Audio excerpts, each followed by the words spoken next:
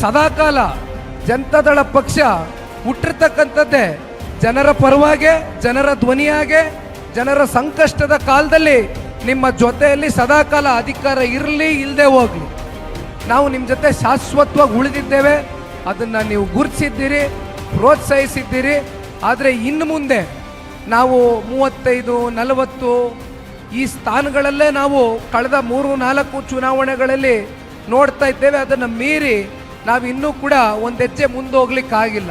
ಇಷ್ಟೆಲ್ಲ ಸನ್ಮಾನ್ಯ ಕುಮಾರಣ್ಣ ಅವರು ಅತ್ಯಂತ ಕಮ್ಮಿ ಅವಧಿನಲ್ಲಿ ಈ ರಾಜ್ಯದ ಮುಖ್ಯಮಂತ್ರಿಗಳಾಗಿ ಜನಪರವಾದಂಥ ಆಡಳಿತ, ಜನಪರವಾದಂಥ ಕಾರ್ಯಕ್ರಮ, ಯಾವುದಾದ್ರೂ ಮುಖ್ಯಮಂತ್ರಿಗಳು ಒಬ್ಬ ಸಾಮಾನ್ಯನಂತೆ ಆಲೋಚನೆ ಮಾಡ್ತಕ್ಕಂಥದ್ದು, ಸಾಮಾನ್ಯರ ಜೊತೆಯಲ್ಲಿ ಬೆರೆತು ಆ ಸಾಮಾನ್ಯನ ನೋವನ್ನು ಅರ್ಥೈಸ್ಕೊಂಡು ಸ್ಪಂದಿಸಿರ್ತಕ್ಕಂಥ ಒಂದು ವ್ಯಕ್ತಿತ್ವ ಈ ರಾಜ್ಯದಲ್ಲಿ ಯಾರಾದರೂ ಇದ್ದರೆ ಅದು ಸನ್ಮಾನ್ಯ ಕುಮಾರಣ್ಣ ಅವರು.